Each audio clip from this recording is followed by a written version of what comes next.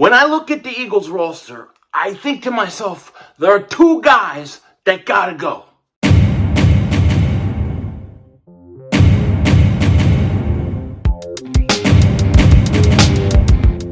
Dallas still stinks. You're my new way, King Dingbat here, and I hope everybody's having a great Friday. I hope you guys are doing well. I hope you're hanging in there. You know what? There are moves to be made, man. I look at the Eagles roster, and I see two guys that gotta go, and I see some guys out there that I think we gotta try to go get. Now, we're gonna get into it in a second, but before we do that, if you're new to the channel, make sure you like, make sure you subscribe for daily football content, daily Eagles content. Listen, you don't want to miss it. And if you like to look at Denzel Washington's face every day, this is the place to be. So make sure you subscribe. And if you've been subscribed for a while, just double check, double moonwalk check. Make sure you're still subscribed. YouTube's been a gagoots lately, unsubscribing people. Matter of fact, I had 3 people tell me yesterday they didn't even know that they were unsubscribed. So just double check, make sure that you're still subscribed, because I don't know what's going on. Now, listen. The Eagles, this roster's not done yet. It's not complete yet, okay? And we're going to find out what they're going to do, how he vision.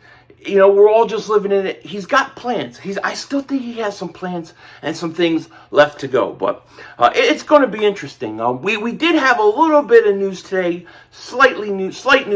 Let's jump right into it. I don't know much about this guy, but hey, listen, I like the organization he comes from. So Jeff McLean's reporting the Steelers' Brandon Hunt, who's a scout there, is slated to take a front office position with the Pound Eagles, not hashtag, according to NFL sources. Job title to come. An announcement should come in the middle of the next week. Jeff Mosher, NFL, reported it first. So it looks like the Eagles are hiring a scout from the Pittsburgh Steelers. Listen, Steelers always seem to draft pretty well. Them, the Ravens. So I have no problem with it. I don't know much about the guy. But hey, it is what it is, you know. This is the greatest division in sports. Like seriously, I gotta say this before I get in my video. This is the greatest division in all of sports. The NFC East is awesome. Even when it stinks, it's still the best division in all of sports. There is no, and you just look on YouTube, right? Look on YouTube. There is no other back and forth between fan bases the same way there is in the NFC East. Prime example is yesterday. I do a video about Chris Sims' top 40, right? And I didn't like where they placed Jalen Hurts. I thought he was better than Daniel Jones, and he should be ahead of him. I put a video out. Not, you know, you get the 60-minute man pizzle. Tang, tang, tang, tang. Where's my Manny sandwich? You get him.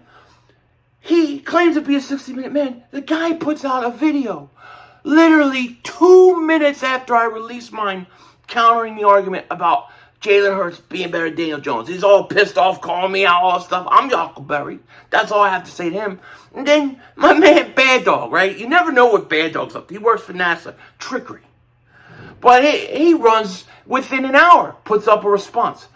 The video wasn't even supposed to be, it wasn't even meant to be the Hurts versus Daniel Jones. It was meant to be that example of Daniel Jones versus 21 and Jalen Hurts 25 is one of the reasons why his ranking stunk. I wasn't even trying to attack him. I was trying to attack the ranking. So, and even Mark Holmes and Cowboy fans were getting in on it. You gotta love this division. I'm dead serious. I love it. I absolutely love that Bad Dog did it. I love Bad Dog. I love that Pizzle did it. I even love Pizzle. And Mark Holmes even got in on it. I love him. Okay?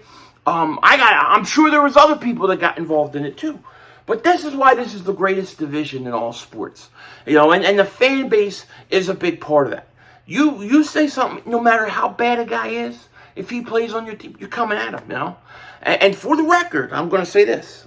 I firmly believe if Jalen Hurts played for the Giants and Daniel Jones played for the Eagles, I would fully admit that Jalen Hurts is a better quarterback. I know that people aren't going to believe that, but I believe that that is true. Now, I said my piece, love this division, And I appreciate all the attacks yesterday. Bing, bing, bing. I was fast. Fat Flash. You know what I'm saying? But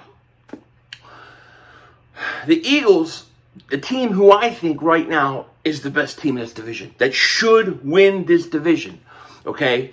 The best team in this division, they got a couple moves still they got to make. First thing, I don't see any way that Jalen Reagor, somebody actually thought that I couldn't pronounce Reagor, and I was saying Reagor on purpose. It's hilarious. But Jalen Reagor's got to go.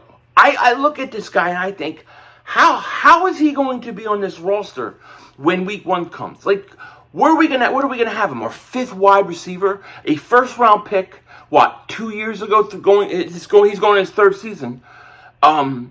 And we're going to have him as the 5th receiver and pay him the salary that they're going to pay him. There's no way the Eagles are keeping him. They're either going to build up his trade value and try to trade him for something cheap, but just get something, because right now I don't think they can get anything.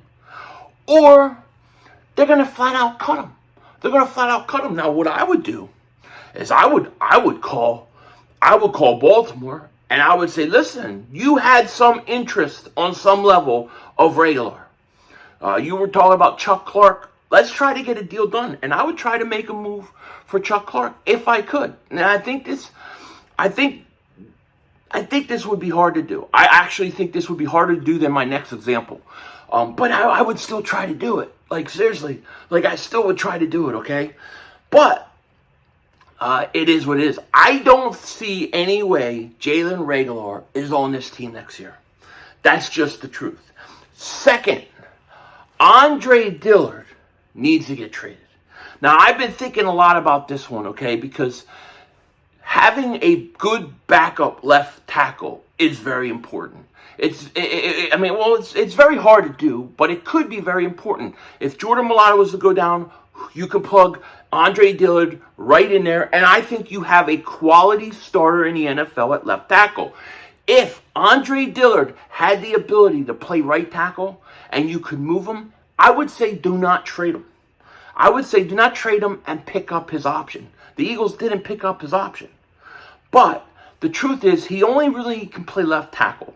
And I don't know if you've seen pictures, but the guy is jacked, okay? The guy is jacked right now.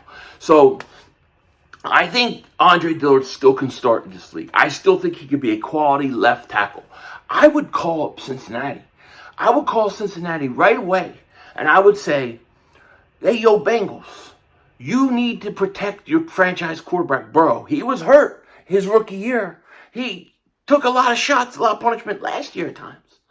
You need a left tackle, and I would try to trade Andre Dillard to the Cincinnati Bengals. You know what I mean? For Jessie Bates. And I think Jessie Bates is more likely to get moved than Chuck Clark because he's not going to play under his franchise tag.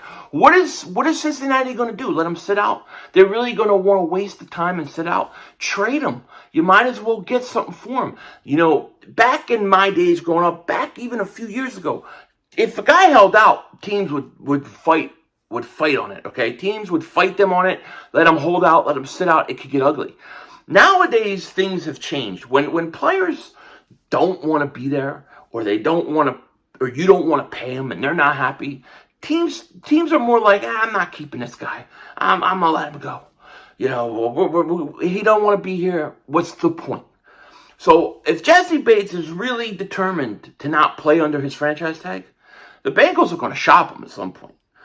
To me, if you're the Bengals and you could come away and trade a safety who's 25, but get a left tackle who could come in and probably start on your team right away and still, you know, be in his rookie deal, I think you got to do it. I think you got to at least seriously think about it. And, you know, you may have to throw in draft picks, you know, something like that to get something done value-wise to make it even. That's fine. But there's no way that I see Jalen Reagor or Andre Dillard being on this team by the start of next season. I just don't see it. Maybe Dillard. Dillard probably has a better chance to stay on because he's got value. Reagor, I don't know. I just think I would probably move Dillard and take the chance. Now listen, it's risky. You know, Jordan Mailata goes down. things kind of suck. It kind of gets tough. What are you going to do? But I just don't like the idea that you draft a guy in the first round.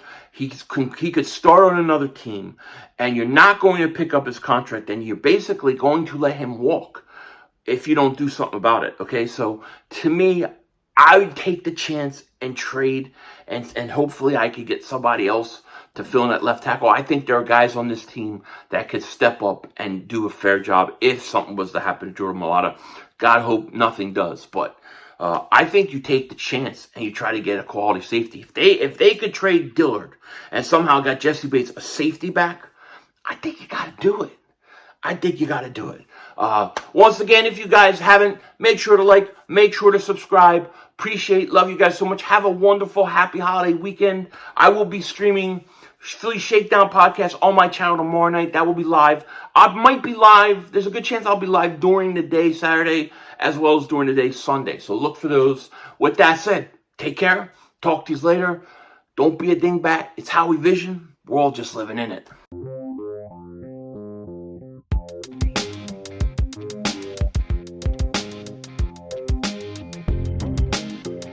You know what's crazy is we could go months with no shows on. Like, I could go even a year with nothing to watch. Like, I hate every show. Everything on TV stinks. Like, seriously. And then all of a sudden, you get one series comes out that you watch every week, like Better Call Saul. And then it goes into its mid-season break, and then boom, you get hit with Obi-Wan Kenobi. Then boom, you get hit with Stranger Things 4. And it's like, here you go. This is what it's all about. This is what it's like to be an American, a good American. Come out with the good shows. Watched Obi-Wan, first 2 episodes. I liked it. I liked it a lot. I thought it was pretty damn good, to be honest with you. Denzel Washington, out.